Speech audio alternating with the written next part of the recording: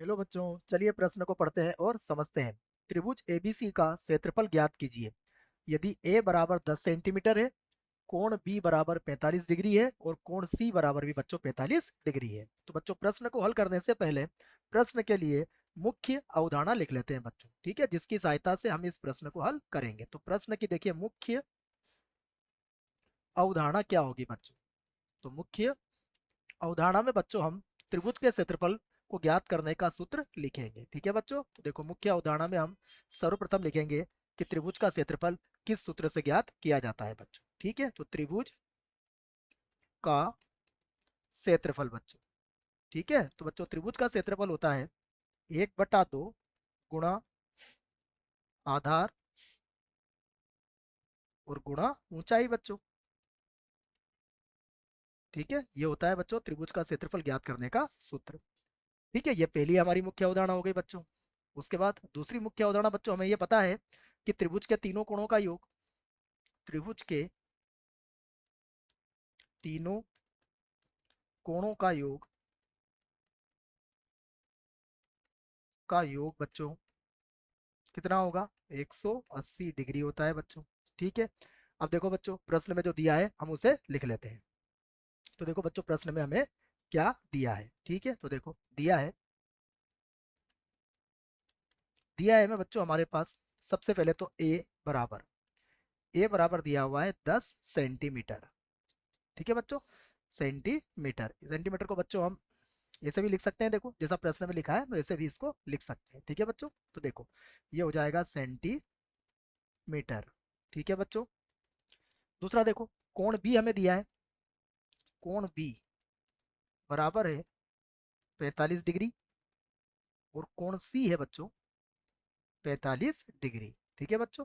तो यहाँ से देखो कोण बी और कोण सी अगर दिया है बच्चों तो यहाँ से हम कोण ए का मान आसानी से ज्ञात कर सकते हैं बच्चों, ठीक है। देखो कोण ए का मान हम आसानी से ज्ञात कर लेंगे। तो हम जानते हैं कोण ए प्लस कोण बी प्लस कोण सी बराबर कितना होगा बच्चों, बराबर होगा 180 डिग्री। तो यहाँ से देखो बच्चों हमें कोण ए का मान ज्ञात करना है। कोण बी है हमारा 45 डिग्री और कोण सी का मान भी है बच्चों 45 डिग्री, बराबर कितना होगा 180 डिग्री, ठीक है बच्चों। तो इस आधार पर हम कह सकते हैं कोण ए बराबर हो जाएगा बच्चों हमारा 90 डिग्री, ठीक है बच्चों। तो देखो अब हम एक त्रिभुज बना सकते हैं बच्चों। अब चूंकि इसमें कोण ए हमारा 90 डिग्री है तो ये त्रिभुज कौन सा बनेगा बच्चों, समकोण त्रिभुज बनेगा बच्चों, ठीक है। तो मैं आपके सामने अब एक समकोण त्रिभुज यहाँ बना देता हूँ बच्चों। देखो ये हमारे पास हो जाएगा एक समकोण त्रिभुज, ठीक है। इसका कोण ए 90 डिग्री है, ये कोण बी हो जाएगा और ये कोण सी हो जाएगा बच्चों। ये कोण हमें दिया हुआ है 45 डिग्री, ये कोण भी दिया हुआ है 45 डिग्री बच्चों, ठीक है। तो हम यहाँ से देखिए इस बात को कह सकते हैं कि यदि कोण बी बराबर कोण सी है, ठीक है बच्चों, यदि कोण बी बराबर कोण सी है तब बच्चों किसी त्रिभुज में अगर दो कोण बराबर होते हैं तो उनके सम्मुख भुजाएं भी बराबर होती हैं। तब हम कह सकते हैं कि AC जो होगा बच्चों वह किसके बराबर होगा, AB के बराबर होगा, ठीक है बच्चों। अब हमें पता है कि किसी त्रिभुज में A के की सम्मुख भुजा को हम A द्वारा, सी के सम्मुख भुजा को हम छोटे सी द्वारा और बी के सम्मुख भुजा को हम छोटे बी द्वारा व्यक्त करते हैं बच्चों। तो इसी बात को बच्चों हम ऐसा भी लिख सकते हैं, देखो हम कह सकते हैं कि जो बी है वो किसके बराबर है, सी के बराबर है बच्चों, ठीक है। तो हम चाहें तो इसे समीकरण एक बना लेते हैं। अब देखो बच्चों अब हम यदि बी और सी ज्ञात कर ले बच्चों तो फिर हम त्रिभुज का क्षेत्रफल भी ज्ञात कर सकते हैं, ठीक है। तो देखो बच्चों अब त्रिभुज ए बी सी में बच्चों देखो यदि मैं लिखूं साइन 45 डिग्री या 45 डिग्री बच्चों, तो साइन क्या होता है बच्चों, साइन होता है लंब। तो लंब कितना है हमारे पास AB और उसके बाद है कर्ण, कर्ण क्या है हमारा BC, ठीक है बच्चों।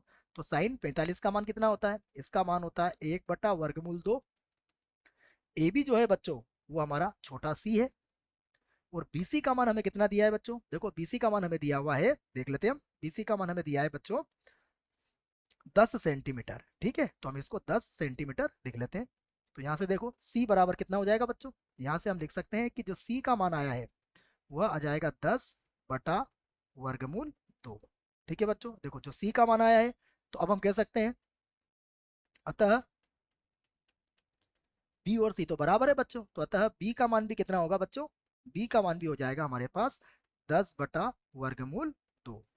ठीक है, तो ये भी बच्चों सेंटीमीटर में है और ये भी बच्चों सेंटीमीटर में लिख देता हूं मैं, ये भी सेंटीमीटर में होगा और यह भी बच्चों सेंटीमीटर में ही होगा। ठीक है बच्चों, अब देखो, अब हम लिख सकते हैं त्रिभुज का क्षेत्रफल। ठीक है बच्चों, देखो त्रिभुज का क्षेत्रफल हम कैसे ज्ञात करेंगे, इसका सूत्र हमने लिख लिया है। तो त्रिभुज ए बी सी का क्षेत्रफल। ठीक है बच्चों, देखो त्रिभुज एबीसी का क्षेत्रफल होता है बच्चों 1/2। देखो इसका आधार कितना है बच्चों, इसका आधार है बी और इसका ऊंचाई कितनी है बच्चों, सी। ठीक है, तो यहाँ से देखो अब हम मान रख देते हैं। तो मान रखेंगे तो क्या आएगा, देखो ये आएगा हमारे पास 1/2 10/वर्गमूल 2 और फिर से होगा 10/वर्गमूल 2।